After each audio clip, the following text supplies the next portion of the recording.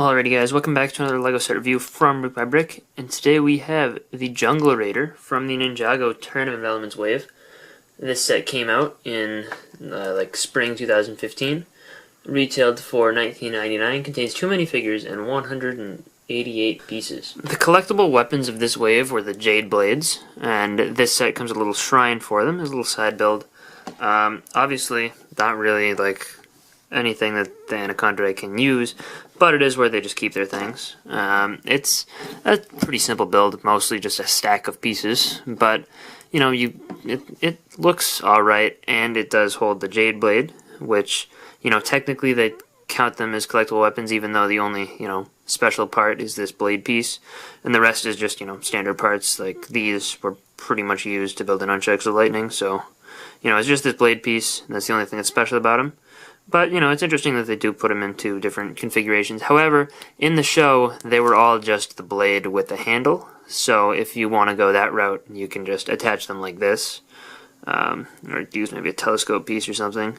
But, you know, I think that it is nice that they attempt to make it, you know, some sort of collectible. However, it's a little bit, you know, a little bit kind of taking advantage of customers, because you're making them think that they're getting something special. Really, they barely are. However, you know, it's a decent little side build. I would not go out of your way to buy the set for the collectible weapon, which, you know, in some other waves, the collectible weapons are cool and different enough where, you know, it would be worth getting every set to get all of them. To some people, but in this particular wave of sets, not really. So if a wave of sets isn't going to have collectible weapons that are, you know, super different and completely unique to every set, in order to get everyone to buy every single one, they're going to need to put exclusive minifigures in every single set to attract completionists, or by that I mean more casual completionists who don't care about having every single set to have every single set, but like they want every single kind of part. You know, it's kind of a little bit complicated there.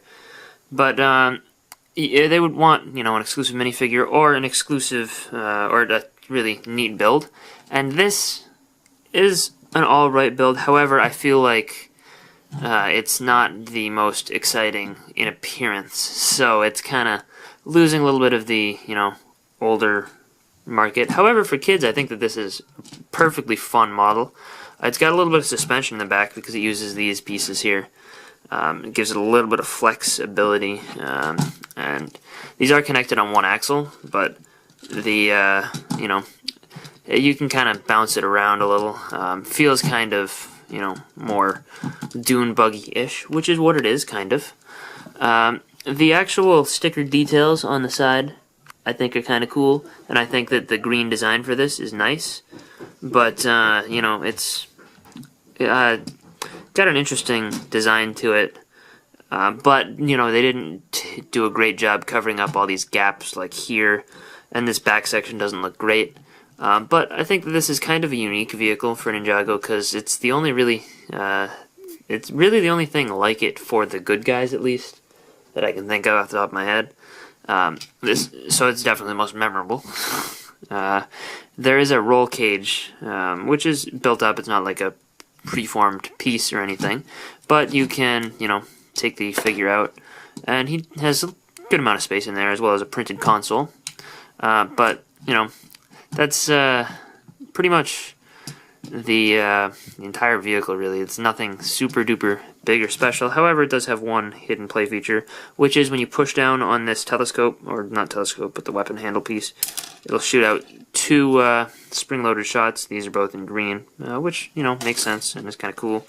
But overall, I don't think that this is a super necessary to get build, but I think it's fun for kids to play with, which, you know, is the primary goal here. But there are some minifigures here that may have some value.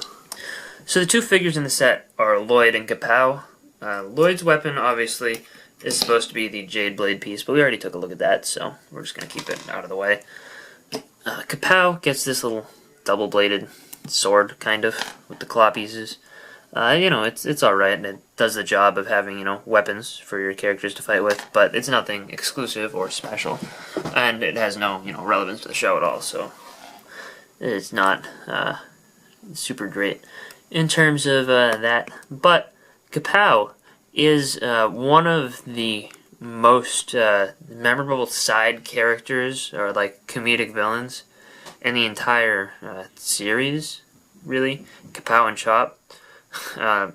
Pretty much out of the generic bad guy, lowest level foot soldiers, usually there's really nothing to make them kind of stand out in most waves. Like the plain old generic sky pirates, plain old generic nindroids, they don't really matter. And for the most part, these Anaconda cultists, just the generic ones, kind of like this, don't matter. But Kapow and Chop do have a comedic and kind of very memorable role. Kapow is the only one to be smiling, which I think is a good thing to have. This helmet piece is really nice, and I guess you can see his back printing there and his front printing and leg printing. I think that this is a really nice figure. He does also appear in the Ninja DBX, so he's not exclusive, but he's very cool, and this is the cheapest way to get him, because the only other way is in the large set of the wave. The other character here is Lloyd in his tournament outfit, which is exclusive to this set. It's the only way you can get it. It has his standard hair and his 2014 on face, which I don't happen to like at all, really. But, it's tough to complain about because it is in every single set, so I'd have to complain in every single set. That I realize that that's kind of what I'm doing, so that kind of point's kind of moot. But his torso is nice. That is kind of shiny, reflective golden printing. And the legs have the slightly lighter green as the highlight color. And on the back of his torso, it has his dragon logo, again with some nice reflective gold printing, which is nice. And I think that that's a well-done figure. I don't think that this particular outfit of the characters in general is super duper desirable, especially now that the season is long gone. It's not around anymore, really. You can go back and watch the old episodes, but they don't air them anymore. I don't think that this is an outstanding suit, but it's nice to get this particular design in the wave of sets. So if you're looking to complete the set of Ninja, you're going to want to get this set, which I think is one of the strongest things this set has going for it. So honestly, it's a little bit weird for me to say that the highlight of this 2-year-old $20 set is the figure selection, but it kind of is. The only thing that I really see as a must-have in this set for me personally is that one figure.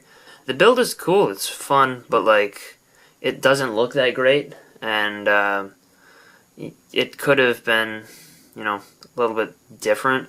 I almost would have preferred to have just the Anaconda version of this, before it becomes Lloyd's vehicle.